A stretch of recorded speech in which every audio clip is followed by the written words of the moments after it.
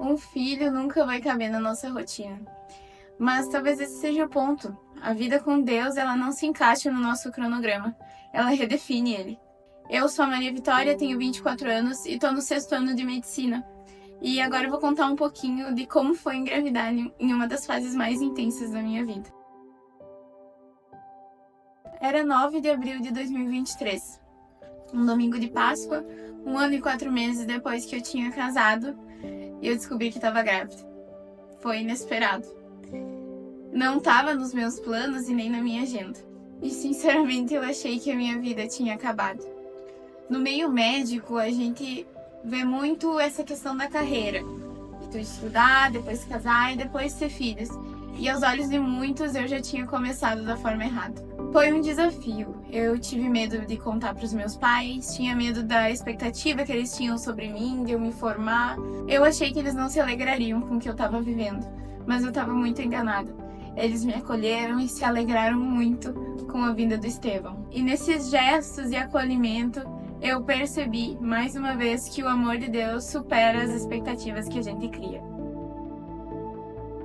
O próximo passo, então, seria contar para a coordenação do curso de medicina que eu estava grávida. E eu seria a primeira aluna de medicina a engravidar, e ainda mais no internato. Eu planejei tudo. O parto seria em dezembro, eu ia ter férias, e em janeiro eu retornaria normalmente às minhas atividades. Então, eu engravidar não atrapalharia minha vida acadêmica. Mas não foi bem assim. Eu fui orientada pela coordenação do curso para as minhas atividades em setembro, já que era fase de estágio. E hospitais são lugares de risco para gestantes. Então eu precisei parar. E o meu mundo caiu. E eu falei para Deus: Senhor, eu me dediquei tanto, estudei tanto para chegar até aqui. Para isso? Foi um tempo de luto pelos planos interrompidos. Mas, como dizem em Isaías 55:8, os meus pensamentos não são os seus pensamentos, nem os seus caminhos os meus caminhos, declara o Senhor. Eu não me sentia pronta para ser mãe, amar, ensinar, ajudar a formar um caráter.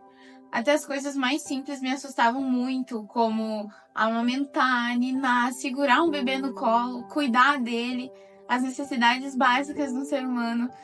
Isso tudo me assustou muito e eu não me sentia pronta para viver isso. Gestar é algo que exige sacrifício. É a entrega do corpo, a entrega dos planos, das convicções. Mas amar como Jesus exige sacrifício. Foi um tempo de muita batalha na minha mente. Eu me questionava muito o que era a verdade de Deus para mim e o que na minha mente era a influência do mundo. Até que em agosto, durante uma conferência em que eu cantava, um homem de Deus que não me conhecia me pediu para sentar nas escadas e me disse que Deus desejava que eu desfrutasse daquele momento e vivesse essa estação. Era tempo de descanso e isso virou uma chave na minha mente. Eu nunca mais viveria minha primeira gestação de novo. E eu sou grata porque Deus me ensinou a viver e a desfrutar do presente. Mas mesmo depois de ter vivido tudo isso, a batalha na mente continuava. Eu via o meu marido seguindo, os meus colegas seguindo, todo mundo seguia a vida normalmente e eu parecia que estava estagnada. Foi aí que o Espírito Santo começou a me constranger com as verdades dele para mim e eu comecei a escrever. E esse aqui, então, é o caderno onde eu derramava o meu coração na presença do Senhor, onde eu comecei a escrever as verdades que me libertaram. Algumas verdades eram que eu amo ser mulher. Os planos do Senhor são bons e melhores que os meus. Se sacrificar pelo próximo tem um grande valor no reino. Em Mateus 20, 26 a 28, não será assim entre vocês. Ao contrário, quem quiser tornar-se importante entre vocês deverá ser servo, e quem quiser ser o primeiro deverá ser escravo, como o Filho do Homem, que não veio para ser servido, mas para servir e dar a vida em resgate de muitos. E o que eu escrevi? Cristo se sacrificou por amor a nós. Ele foi exaltado à mais alta posição por isso. Há uma glória em negar a si mesmo para seguir a Cristo. Paulo nos orientou a sermos imitadores de Cristo. E isso é o que desejo para mim. No reino de Deus, o maior deve ser o menor. A glória está no quanto você é capaz de renunciar, não no quanto você é capaz de conquistar.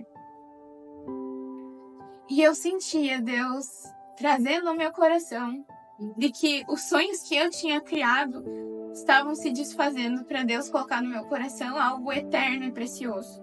Escrever foi uma forma de eu resistir às mentiras que eu estava colocando na minha mente e me lembrar que a maternidade não me parou, ela só me alinhou com o céu. Em 6 de dezembro, então, nasce o Estevão. E com isso nasceu uma mãe e nasceu um amor gigantesco. E os planos de voltar em janeiro se foram por água abaixo. Mas dessa vez, a escolha foi minha. Eu decidi por isso. Porque eu pude discernir a estação que eu estava vivendo. Meu filho ia ter 1 mês, 2 meses, só uma vez na vida dele.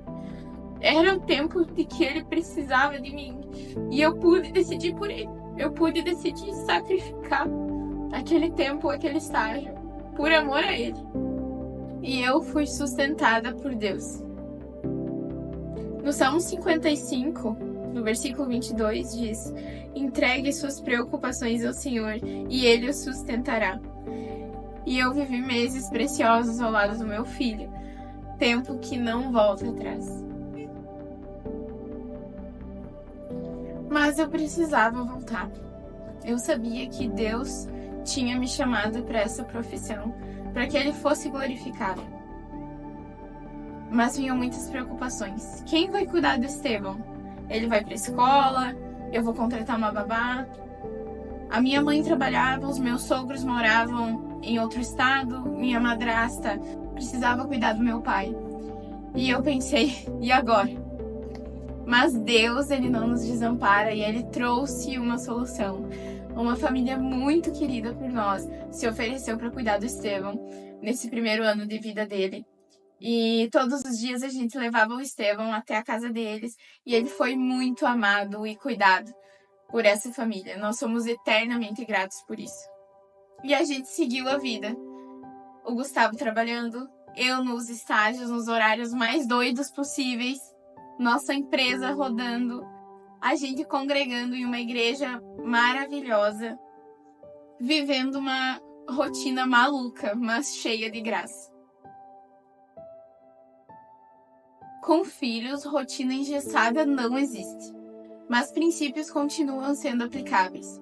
Os nossos filhos precisam de rotina, mas também eles precisam aprender a se adaptar ao funcionamento da casa. E a organização nesse tempo foi um dos meus maiores aliados. Não era para ser perfeito e nunca foi, mas era para ser eficaz. E foi uma jornada de muito aprendizado. E hoje eu consigo planejar tudo, todas as áreas da minha vida no Notion.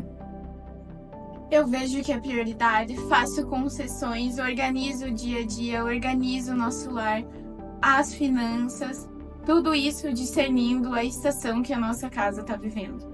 E tudo isso com uma convicção de que tudo que eu faço deve glorificar o Senhor. E a vida, ela não acabou com a chegada do Estevão, ela recomeçou. E hoje eu tenho marcado na minha vida de que Deus é o maior interessado por ela. E mais do que me formar médica, Ele está interessado em formar o caráter dele em mim. Então, se você está vivendo algo fora dos seus planos, lembre-se, Deus ele não perdeu o controle. Porque os sonhos dele são muito maiores e melhores que os nossos. E o que ele começa, ele faz por inteiro. Deus abençoe você e até o próximo vídeo. Tchau!